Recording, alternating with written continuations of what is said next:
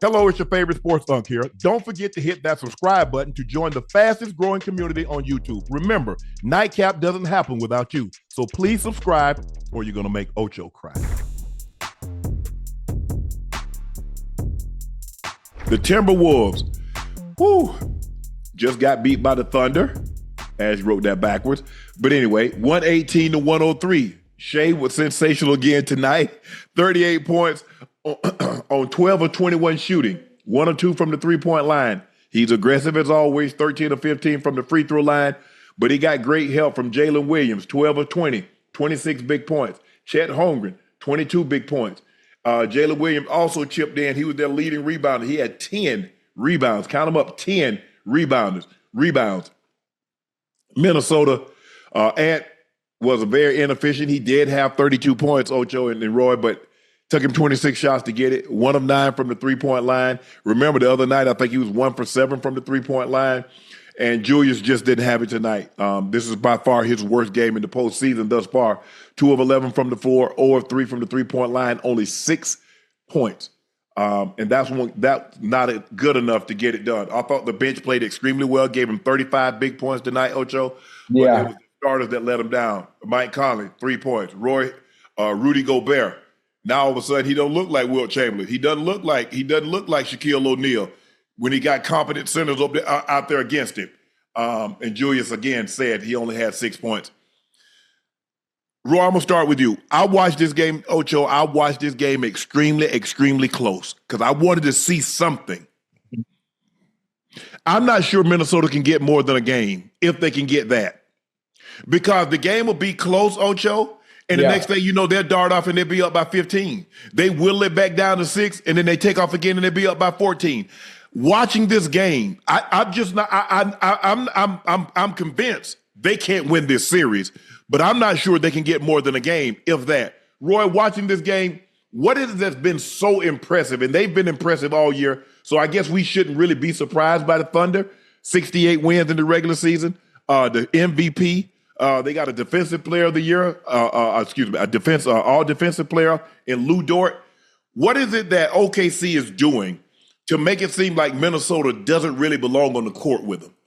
Well, to me, to be honest with you, it's like the defense. Around the three-point line, as soon as Anthony Edwards crosses the three-point line, there's bodies around him. So, like, the open space, the drives to be able to, like, get to the basket and have the explosion and dunk at the rim, those opportunities definitely are not there. And then the second thing for me is obviously just the guys like Caruso. I mean, you guys played sports, and as much as the superstars play well, they need like the ancillary players, the role players to play well. Wallace, Dort, Jalen Williams, he's an all-star. But on the defensive end, they were hunting out and playing the passing lanes, looking for tips and deflections. You know, it only says they have 9 steals here, but I feel like they should have at least a lot more on the stat sheet because any pass over the top to get to Julius Randle, Dort would sniff it out, and then it would lead to a transition bucket. Or Jalen Williams, he'd be up in the defense, getting deflections, getting tips. I think he should have way more than, I think, 2 steals that he has on the night. But he was getting out, leading the offense through their defense. He was, and I think the thing is that you're right. They're loading up. They're not letting Anthony Edwards slither through those creases, get to the basket, Ocho, where he can get the and ones. He got a couple tonight, but they're doing a great job of loading up on him, and they've got very active hands. You see every time Rudy Gobert get off his rebound, they slap it out, they get it going the other way. And when you turn the ball over against a team that have great wing players, that means they're in transition before you know it because they're taking the ball away at the top of the key, the three-point line. So they don't got very far to go. It's not one outlet laying up at the other end. Yeah. Ocho, you pick Minnesota. Yeah, man. What's been the most disappointing thing? Because they've been very disappointing. These games really haven't been close. What's been the most disappointing thing when you're watching Minnesota that you're like, damn, this ain't the team that beat the Lakers 4-1. This is not the team that beat the Warriors and made it and did it convincingly. What is it that's been most disappointing watching the T-Wolves play? Hey, honestly, just to tell you the truth, inconsistency. One game, Julius Randle, he goes off, he goes crazy.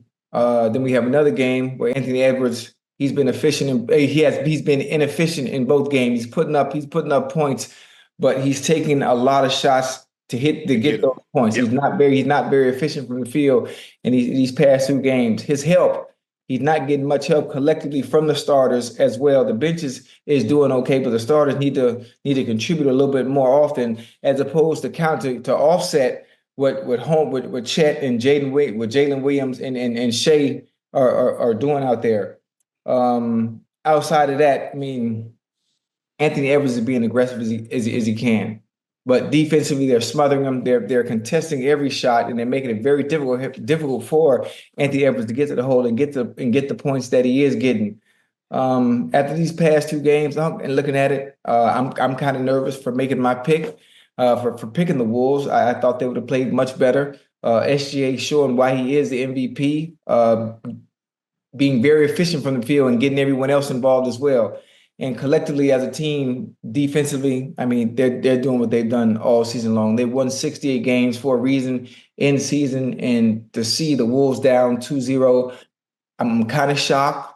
I shouldn't be shocked, but I kind of am, thinking that the Wolves will play a little better, especially after winning the previous series 4-1. And I'm kind of sad a little bit. Yeah, I think the thing is for me is that they're doing a great job of turning Minnesota over, and they're doing a great job of taking care of the basketball. They forced 14 turnovers, turned those into points. They only had 6 turnovers. And the difference is that this is a team, and like we talk about this all the time. You look at their wing guys, they're loaded with wing defenders. They got 6 quality guys on a give. Forget the starters. When they come in with their role players, they come in with Caruso. They come in with Wallace. They come in with Isaiah Joe. They come in with Wiggins. Bro, those are elite. They're elite defenders on the wing. Yeah. And you see, I mean, their deflections and tips, even if they don't steal the ball, Ocho, now because they've gotten a deflection, they've taken 3, 4, 5 seconds off the shot clock. Now you're in a rush to get into your set to try to get a quality shot. They make you pay for every turnover, every bad shot that you take. You throw up something, and all of a sudden you hit the floor. They got the ball. It's ahead, and the next thing you know, they're laying it up at the other end. Go ahead, Roy.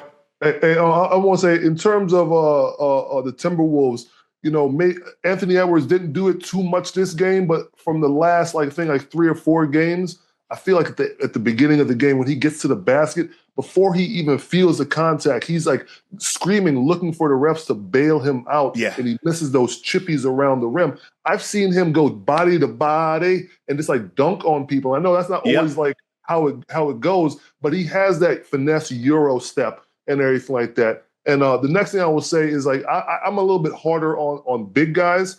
And I think something that you said earlier on about Gobert playing against competent bigs. You know, when I look at Isaiah Hartenstein and his good connection with Chet, man, that left-handed push floater is elite around around the middle of the zone, the rim, and around that baseline. And then the fact that he can have that little hot push shot and then also have that high-low lobs to Chet is great.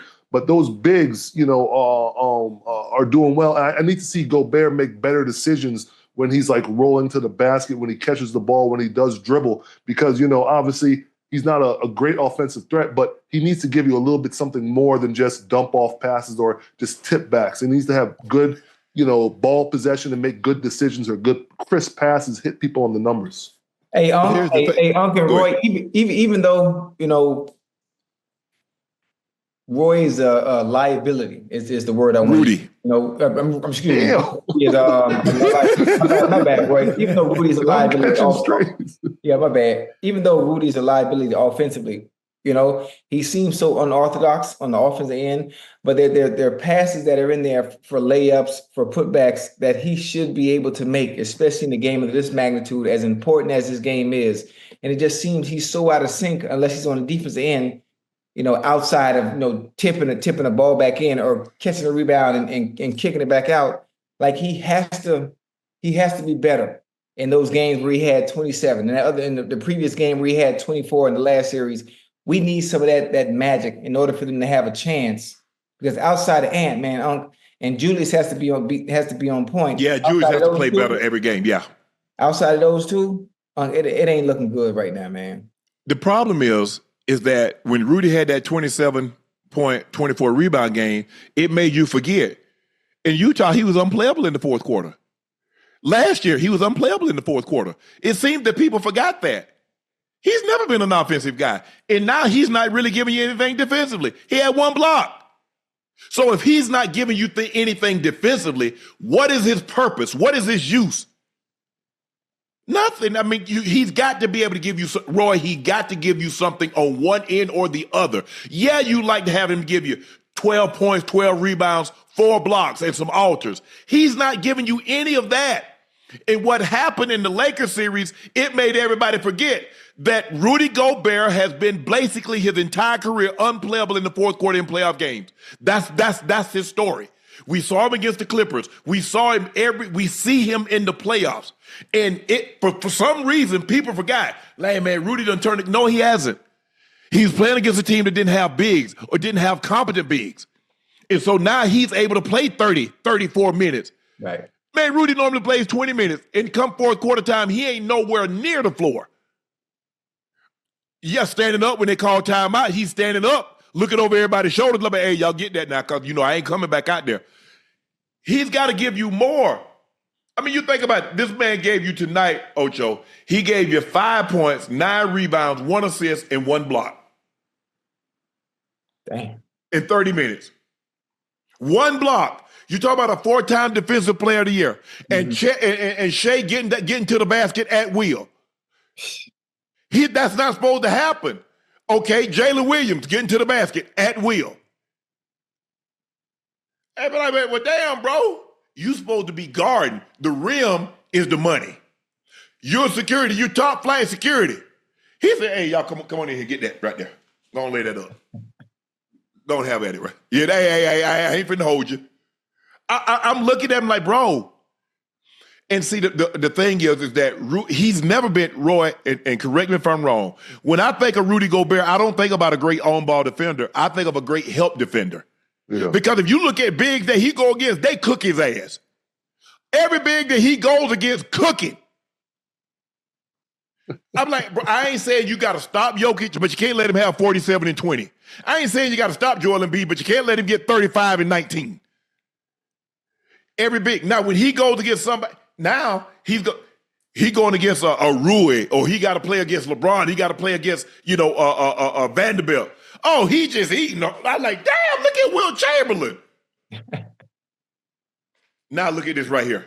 Again, they're going to have, and he's their biggest player. So, and unless you come in with Naz Reid, and Naz is really not a back to the basket. He's not a low post. He prefers to be like a stretch 5 on the wing. That's where he likes to play. Occasionally, if you get a mismatch, he'll go. He did a lot more driving of the basketball, a lot more playing with his back to the basket because he had a mismatch. But if they don't get anything out of Rudy Gobert, something, offensively or defensively, Julius Randle can't give you 6. He needs to give you, if Ant-Man gave you 32, he need to give me 24 to 28. That's the only way they're going to have a chance. When you got Shai got 38, you got Jalen Williams got 26, and Chet got 22, that's the only way you're going to have a chance. I don't believe they can win this series, Roy, but it's hard at watching this game. Really, really like watching it and watching what they do. It's just hard for me to see them winning a game. Hey, Roy and Unc, man, that goddamn SGA, man. I knew he was nice. I knew he was nice, but man, he breaking the Wolves' spirit out there, man. Defensively, they have no answer for him. Man, he get to his spots, he's drawing fouls, he's freezing the defense, is hezzy. He put that elbow on him. Hey, that forearm. He creates some space. Listen, he create that space with that shoulder like Carmelo a little bit. Man, I'm like, his toolbox is crazy. He got a crazy toolbox. And ISO Joe talk about the midi being somewhat non-existent in most of the players. Man, his mid-range game is crazy, huh? His midi is crazy. Them easy points. His midi, he get about 11, 12 points just off mid-range alone. Outside of threes and driving. Because he works on it. Everybody else want to be at the basket or they want to shoot the 3. Nobody really works on the midi. Look at the guys that really work at the midi. Yeah. Look at Kawhi. Nice. Mm-hmm. Look at Shai. Nice. Yeah. Look at guys that really work at the mid-range. You got to really work at it. Just like you put time in it shooting those 3s, put time in it working on the 3s. Roy, you had a point you wanted to make. Go ahead. No, I mean everything Ocho said was exactly right. But to me, also like the mental side of the game too, seeing the guys get frustrated and just push Shai to the ground and get assessed a technical. Yeah, You know, get your that's ass creeping down. into their minds. You know, and that to me is like another thing. Like you're just wearing them down, wearing them down. I think the Timberwolves will get a game at their home, but I agree with you. I find it hard to believe that they can win this series. Now, you know, with Gobert not being able to play to the level that he has in the past defensively, I would think they would go small with Nas or with Julius. And the fact that they haven't been playing that well, it's I don't know where they go from here for the next game. I look at my Pacers last night. You know, Miles Turner, who I love, who actually, you know, they drafted to get my ass up out of there. Totally respect him and everything. He actually, you know, I felt like he was selfless. He didn't like have a great game, but like he wasn't in the game a majority in the third and the fourth quarter. And you know what? The Celtics, but the Pacers went small with Toppin and Mathurin at the 4 and the 5 for a little bit, and Pascal. So I feel like the Timberwolves don't have a reliable 4-5 that can come in and take Rudy's spot that can give you some good minutes like my Pacers did last night. Well, and they played TB. Thomas Bryant came in and gave him some quality minutes last night also, and I think that's what you have to have. It's kind of hard because, you know, if you go small and you're talking about your Pacers, you go small against the Pacers, and they mess around and go all of a sudden they go Cat and they go Mitchell Robinson. Now you in a world of hurt. Yeah, because now they about to play. They just about to get paid tap and rebound and kick out. Even if they take out Cat, they go Mitchell Robinson. If you take it's hard because all he's doing is looking for lobs and to get rebound, give you extra chance. The Knicks are a big team because you go Cat, you go OG, you got Mikal Bridges who's 6'7". They got some athletic guys. So if you go small, relatively small, if you say, you know what, we're gonna start Nas, then where you going? You gonna play Jaden McDaniels at the 5 spot because he's your next tallest guy. Yeah. Unless you play Drew Randall at the 5, and then you got him trying to bang. Okay, maybe he bangs with a Hartenstein and Chet. That's, you know, maybe probably Hartenstein, but they just got to get more production. Yeah. Rudy Gobert got to give them more than 5 and 9. Mike Conley, 1 for 6, 1 for 4. That's not nearly good enough. Mm-hmm. And Julius Randle can't ever just give you 6 points. Mm-hmm. He's too good. He's been too good. He's been exceptional these playoffs. But like you said, Ocho, Shai tonight, 5 straight games of at least 30 points. He had 38 with 3 steals, 31 points, 5 rebounds, 9 assists, 35 points, 4 assists, 3 steals, 32, 3 and 6, 31, 6 and 7. First player in franchise history with 5 consecutive 30-point playoff games. Tonight, he made more free throws, 13, than the Wolves starters, 12. Hey, oh man, the boy toolbox. And we talk about him going to the free throw line so much, but when he put the ball on the floor, he is able to create every time he gets the ball. Every time he gets the ball. I'm trying to understand how it's so easy for him to get ISOs or to have people pick, and it's so goddamn difficult for Anthony Edwards to ISO. There's very little creation when Ant has the ball. You're not telling me, huh? Go ahead. Go ahead, Ocho. Go ahead. I'm gonna let you finish your point. Go ahead. You're not telling me when it comes to when he. Oh my goodness! When SGA gets the ball on, it just seems every time, not every so often. Every time he's able to get ISO, he's able to create separation.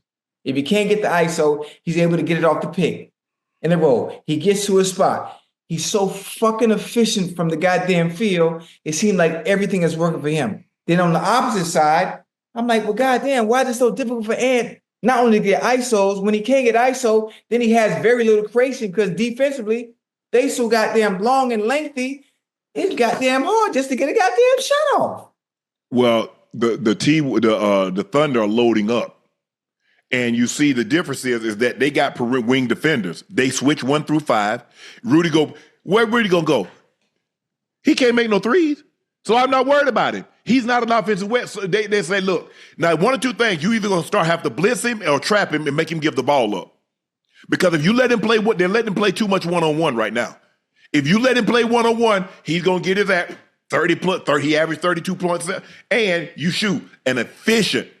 Now he's back into 50%. You're not beating him. You let him get his numbers, and you let him be efficient while he's getting his numbers. Ocho, you're not beating this team. J-Dub tonight, 26, 10, and 5. His first ever 25, 10, 5 game. You got Chet, gave you 22. Bro. And they were 9 for 33 from the three-point line, too. So it's not like they were knocking down threes and there was so much space you had to go tag a shooter. You have most dangerous shooter. That's 27% from the three-point line is not a good night, and they were still able to like get whatever they wanted. I think the biggest thing is because they're able to play 5-on-4. Because Rudy, they know Rudy's not an offensive threat. So why am I guarding? Okay, Ocho, I want you to ask me this. Again, why am I guarding him when he's not an offensive threat? You're right. Either he's going to catch a lob or he's going to try to get a putback. And the thing is, it takes him so long to unwind. So by the time he tries to bring the ball up, they slap down. They got the ball out going the other way. How many times we saw that tonight? Yeah, you're right. Hey, Anthony Edwards got to be on point. He's doing what he does. Even if you're not efficient, you got to keep putting up points. He was aggressive. I'll give him that. He was aggressive. Look, I think he's selling too much. He got some of that, the thing that happened was he took more threes this year. He led the NBA and made threes. He kind of and sometimes I think he falls in love with it a little too much. Right. But at some point in time, we just got to come to the realization that the Thunder has been the best team in the West, and hoping and wishing and somebody, they do this. Shai is on damn near every night. And I can see, like, he's going to get to the foul line. Yeah. He's getting to the foul line. They shot 24 free throws. He had 15 attempts. He's doing. That's what we want to see, Ocho. Okay, how did you get there? At least Shai is like, you know what? I'm the MVP. Let me show you why I'm the MVP. I was efficient, shot almost 52% from the floor. I led the league in scoring. And it seems like every night that he plays, he's in the 30s. Sometimes they're not always the most efficient.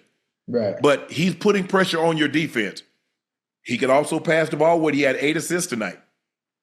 And guys knocked down shots. Jalen Williams knocked down shots. Chet knocked down shots. They shot 50% from the floor.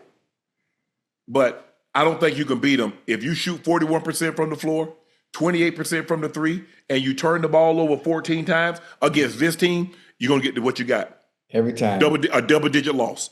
You'll get double-digit loss. Ain't no way around it, Ocho. I wish I could give you some better news for your team, but I can't. We get some better play from that bench. We got to have Conley. Conley got to show up, man. DiVincenzo, he got to show up and do what he does. Hit some of those threes, creating some separation and doing what he needs to do. And you just continue to be aggressive. Julius Randle continue to be aggressive and hope your supporting cast shows up. And it's an uphill battle from this point now. Yeah. Uphill battle. You might well throw everything in the kitchen sink at him. The bench didn't play bad. They got 3 guys. They only played 3 guys tonight, and they gave him 35 points off the bench. They only got 17 points off the bench, so you basically doubled them up from bench scoring. Yeah. But when you have a starter your other starters outside of Jay McDaniels and Ant-Man, who gave you 54, you got 14 points from your other 3 starters. 14 points. Bro. In a playoff game? Unless Naz Reid go crazy and make 6 or 7 threes, DiVincenzo, unless you get like 50 points from, and it's hard to think about, they only playing 8 guys. So to get 50 points from 3 guys is asking an awful lot. Julius, I expect him to have a bounce back game. Like I said, this is the worst game that we've seen from him in the postseason this year thus far. Of the last 4 players to record a 25-point, 10 rebound, 5 assists, 0 turnover game in a conference finals, Kobe, Shaq, Jason Tatum, Jalen Williams. Pretty good company. Pretty good company to be in. Points off turnovers this series, Thunder, 53. Wolves, 20. And Ant-Man stayed up till 3 a.m. watching film of game 1. He'd probably be up till 5 watching film of game 2. He just got, like you said, look, the thing is, Ocho, a guy once told me, he said, you know what, Shannon, I can go win any war if you give me the right tools to go to battle with. Ant-Man going to war, I'm not so sure he got the tools around him right now that's ready to go to battle with him. They're sending him out there to battle, and he alone right now. Julius is going to have to be better. I expect him to be better. But Mike Conley can't give us 3.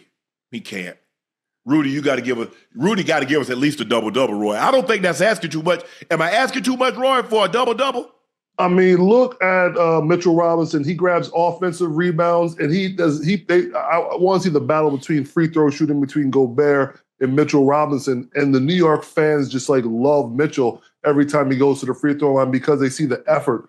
And I know I'm drawing a distinction between these two teams and these two players, but like look at Mitchell when he actually gets into a switch. Like Thibodeau feels comfortable with him out there guarding perimeter players. He gets down in his stance. He gets low. He can move his feet. Yes, sometimes he puts 2 hands on the body at the end of a play, and he might pick up a foul, but he's competent out there, and he's able to move. So, I mean, they're similar type of players, but one player, I'm just going to leave it at that.